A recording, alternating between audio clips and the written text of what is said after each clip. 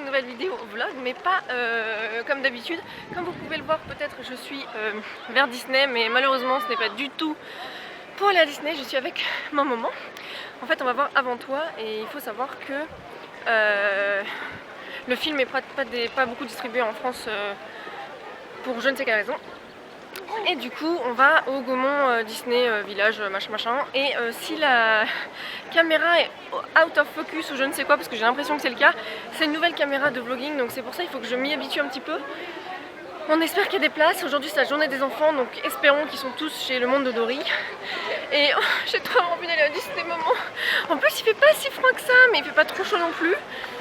Mais bon, c'est pas grave. Je vous dirai ce que j'ai pensé du livre et du film dans quelques minutes. Ça y est, on a les tickets. C'est bon, regardez. Donc le livre, qu'est-ce que j'en ai pensé? Et bien évidemment c'était magnifique. Alors c'est très étonnant parce que les 20 premières pages, je me suis dit je vais pas aimer. J'étais presque sûre que j'allais être la seule à pas aimer. Je sais pas, j'avais un petit problème avec le côté très cliché de la famille anglaise. Mais au final, bon, c'est finalement assez le cas. Et j'ai vite beaucoup aimé. Le personnage de Will, ça m'étonne vraiment qu'ils ont pris Sam Claflin pour le jouer parce que il est tellement chou, Sam Claflin, il est tout vulnérable, et Will c'est pas du tout son cas. Il est très arrogant à la base, il est très voilà, c'est le mec qui a de l'argent, qui sait qu'il est beau, qui a voilà, une vie qui lui sourit. Et c'est vrai que pour avoir vu Love Rosie, je trouve que Sam Claflin était mieux dans ce rôle-là, mais voilà, je l'adore et j'ai hâte de voir comment il va interpréter Will. Et la relation entre évidemment Louisa et Will est quand même assez superbe, donc j'ai hâte de voir aussi ce que Emilia Clarke va nous proposer, parce que dans Game of Thrones c'est quand même pas forcément un rôle comme ça qu'elle joue. Mais voilà, c'était vraiment très tendre. C'était un livre que... c'est un peu mon deuxième coup de cœur après, juste avant Le Bonheur de Agnès Le Dic, donc finalement on reste un petit peu dans le même cadre des lectures hyper tristes mais en même temps qui ont vachement de, comment on appelle ça, d'espoir finalement. C'est vrai que tout le monde m'avait dit oh là là, qu'est-ce qu'on pleure à la fin, c'est trop triste. Et puis finalement j'ai trouvé qu'il y avait ce côté effectivement doux amer. J'ai trouvé que c'était pas hyper triste. Enfin, je veux dire, la fin de Forbidden, pour le coup, moi je la trouve vraiment déprimante de ma vie. Par contre, celle de Avant toi, je la trouve quand même pleine d'espoir, et enfin ça a vraiment eu beaucoup de, comment on appelle ça, pas de ressort en moi, mais ça a fait écho parce que voilà, Will, tout ce qu'il dit à Louisa, c'est des choses auxquelles je peux m'identifier. Donc voilà, c'est vraiment un très très bon livre, et j'espère que l'adaptation cinématographique sera assez bonne. J'ai pas forcément de grandes attentes non plus, dans le sens où je sais que les adaptations de contemporains c'est toujours beaucoup plus facile d'avoir quelque chose de correct, parce que voilà, il n'y a pas tout l'univers à recréer derrière. Donc voilà, ça va être plutôt cool je pense, et voilà, j'ai hâte de voir ça. J'ai pas mis du mascara waterproof, donc je sens que ça va pas le faire, mais voilà. Et du coup ma mère a commencé à le lire, mais je lui ai dit de le finir pour dimanche, et évidemment qu'est-ce qu'elle a fait? Elle ne l'a pas terminé, n'est-ce pas? J'ai lu la fin. Tu sais bien. Oh non, mais alors ça, je sais pas si vous le faites aussi, mais il y a des gens qui lisent la fin avant de lire le reste. Non, je lis pas la fin avant de lire le reste. Je lis 4-5 chapitres avant, et après je lis la fin, et après je reviens. Mais ça, c'est tout le temps comme ça. Moi je comprends pas comment on peut faire ça, mais bon, pourquoi pas. Je peux bien lire le livre en même temps. Ouais, ça moi non plus je peux pas faire. Et puis elle lit en diagonale aussi. De toute façon, regardez-moi cette lectrice là, franchement. Donc voilà, on va voir ce que ça donne, et puis on vous dira notre avis à la fin. Donc on est dans la voiture pour le retour. J'ai pas filmé tout de suite en fait, parce que déjà il a fallu que... Ah, focus. Qu'est-ce qui s'est passé? J'ai voulu me rabattre, mais je ne vois pas où il est là. Normal, il est parti. Désolée, on est sur la route. Du coup, oui, comme je vous le dis, si à un moment donné ça fait out of focus et compagnie, je suis désolée, mais encore une fois elle est neuve et il va falloir que je lise la notice.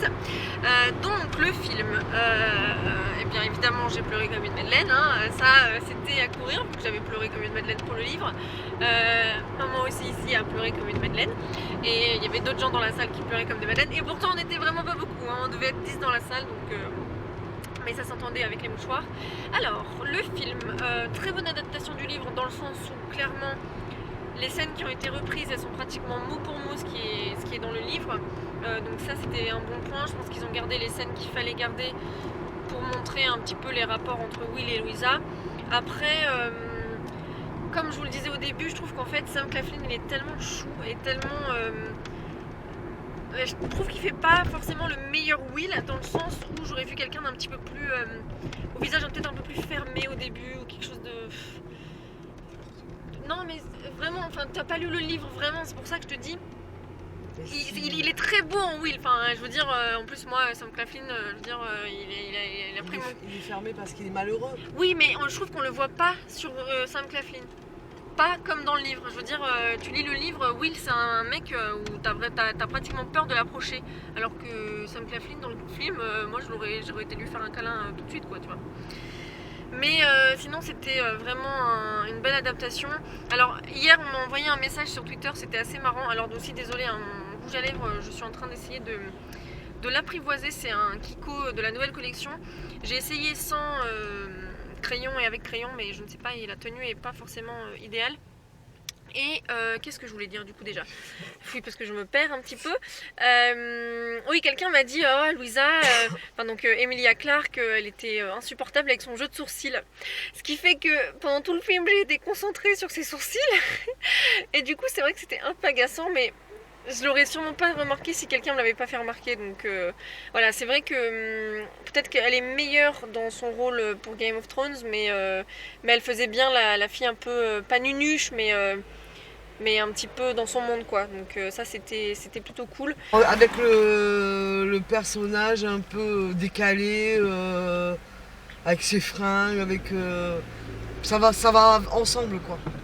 Ouais, non elle était quand même pas mal Emilia Clarke, je pense qu'on aurait pu faire mieux peut-être, parce que c'est vrai qu'à des moments le jeu d'expression était peut-être un peu too much, mais bon, après oui, justement ça allait avec le personnage décalé effectivement. Son personnage est too much. Ouais, c'est vrai qu'il est un peu too much le personnage. Mais qu'est-ce que je voulais dire, sinon non, j'ai oublié de dire, je trouve que dans le film n'a pas été assez développée la partie sur le livre qui est très très développée sur la question du choix et de la décision. Ça je trouve que c'est vraiment quelque chose qui a manqué parce que c'était particulièrement important dans le livre et je pense que c'est aussi particulièrement important pour les films dans le sens où peut-être une partie de la population va voir plus les films que les livres et c'est vrai que c'est des choses qui sont assez importantes aujourd'hui encore, l'euthanasie, tout ça, donc voilà, la question de la décision n'a pas été assez développée à mon sens dans le film. Et alors, grande surprise, je ne savais pas que Neville était dans le film, c'est-à-dire que je m'attendais pas, en fait j'avais pas vu le trailer du film puisque j'ai fini le livre cette semaine en fait. Et en fait, je m'attendais pas du tout à voir, j'ai un trou sur son nom dans la vraie vie. Alors en plus, c'est vraiment pas cool parce que j'ai bu une bière un jour avec lui, mais ça c'est pour une autre histoire. Comment c'est son nom dans la vie à lui? J'ai un trou de mémoire. Bon bref, mais j'étais très surprise de le voir parce que je m'attendais pas à lui, mais finalement je trouvais qu'il était plutôt bien dans le rôle de Patrick parce que voilà, il fait un peu le mec pas beauf mais